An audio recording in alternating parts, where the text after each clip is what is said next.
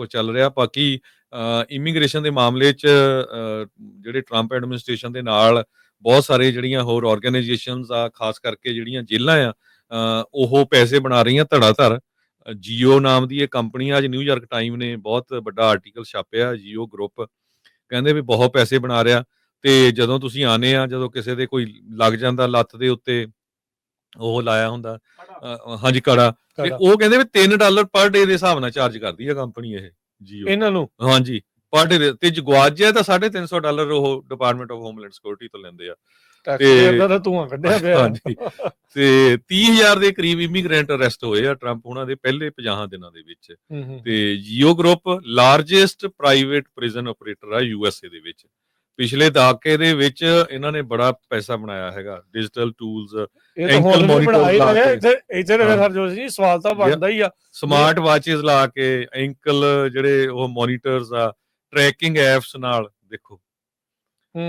ਸੋ American friend services committee ਦੇ ਇੱਕ legal aid organisation new jersey 'ਚ, ਉਹਨਾਂ ਦੇ ਲੌਰਾ ਰੋਦਰੀਗਸ ਹੈਗੇ ਆ, ਉਹਨਾਂ ਨੇ ਇਹ ਕਿਹਾ ਵੀ ਇਹ ਸਾਰੇ ਲੋਕਾਂ ਨੂੰ ਇਹ ਮੋਨੀਟਰ ਕਰ ਰਹੇ ਹੈਗੇ ਆ, ਤੇ ਉਹਦੇ ਜਿਹੜੇ ਪੂਰੇ ਮੋਨੀਟਰ ਕਰਨ ਦੇ ਜਿਹੜੇ ਪੈਸੇ ਬਣਾ ਰਹੇ ਹੈਗੇ ਆ।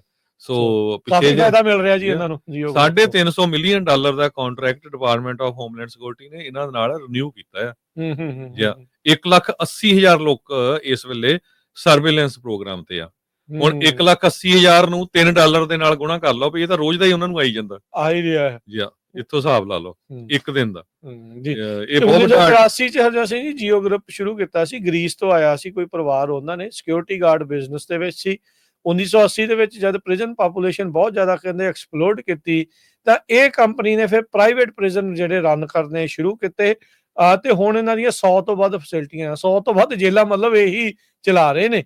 ਸੋ 1986 ਚ ਇਹਨਾਂ ਨੂੰ ਆਈਸ ਦਾ ਕੰਟਰੈਕਟ ਮਿਲਿਆ ਸੀਗਾ, immigrant processing facility Arora Colorado ਦੇ ਵਿੱਚ ਬਣਾਉਣ ਦੇ ਲਈ 150 ਜਿਹੜਾ ਉਹ ਜਾਣਿਆ ਦਾ। ਤੇ 2000 ਦੇ ਵਿੱਚ ਕਹਿੰਦੇ ਵੀ ਇਮੀਗ੍ਰੇਸ਼ਨ ਇਹਨਾਂ ਦਾ ਮੇਜਰ ਬਿਜ਼ਨਸ ਉਹ ਬਣ ਚੁੱਕਾ ਸੀ। ਵਾਈਟ ਹਾਊਸ ਦੇ ਵਿੱਚ ਕਿਹੜੀ ਪਾਰਟੀ ਦਾ ਕੰਟਰੋਲ ਸੀ, ਕਾਂਗਰਸ 'ਚ ਕਿਹਦਾ ਕੰਟਰੋਲ ਸੀ, ਉਹਦੇ ਨਾਲ ਇਹਨਾਂ ਦੇ ਬਿਜ਼ਨਸ ਦੇ ਉੱਤੇ ਉਤਾਰ ਚੜਾਵ ਜਿਹੜੇ ਉਹ ਚੱਲਦੇ ਰਹੇ ਆ।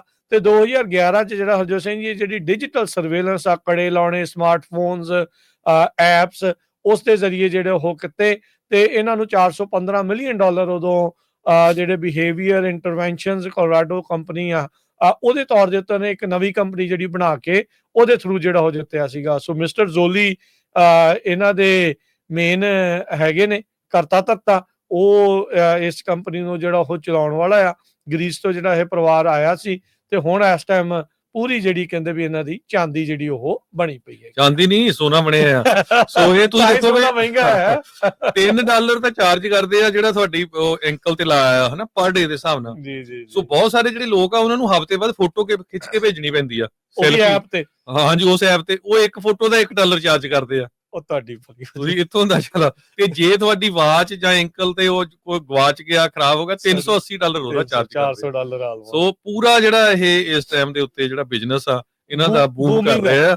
ਤੇ ਬਾਕੀ ਅਮਰੀਕਾ ਜਿਹੜਾ ਆ ਉਹ ਕਿੱਧਰ ਨੂੰ ਜਾ ਰਿਹਾ, ਤੁਸੀਂ ਪਹਿਲੀਆਂ ਖਬਰਾਂ 'ਚ ਸੁਣਿਆ, ਪਰ ਇਹਨਾਂ ਦਾ ਬਿਜ਼ਨਸ ਜਿਹੜਾ ਆ ਇਸ ਵੇਲੇ ਜੀਓ ਗਰੁੱਪ ਦਾ ਬੂਮ ਕਰ ਰਿਹਾ।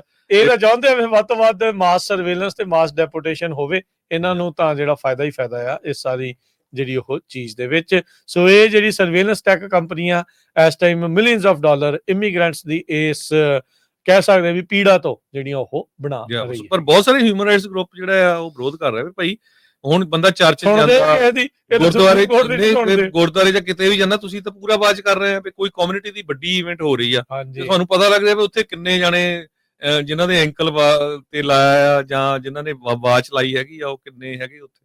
ਸੋ ਇਹ ਵੀ ਵੱਡਾ ਇਸ਼ੂ ਆ, ਪਰ ਅੱਜ ਦੀ ਡੇਟ 'ਚ ਕਿਹੜਾ ਸੁਣਦਾ ਆ ਉਹ ਤੁਹਾਨੂੰ ਪਤਾ ਹੀ ਹੈਗਾ ਆ। ਸੋ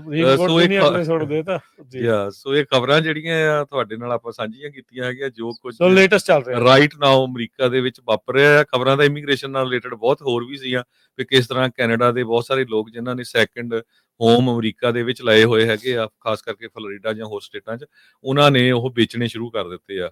ਤੇ ਹੁਣ ਸਾਡਾ ਸਮਾਂ ਜਿਹੜਾ ਆ ਕਾਫੀ ਉੱਪਰ ਚਲਾ ਗਿਆ। ਬਾਕੀ ਫਿਰ ਆਪਾਂ ਸ਼ਾਮ ਨੂੰ ਅਪਡੇਟ ਕੈਲੀਫੋਰਨੀਆ ਕੀ ਕੁਝ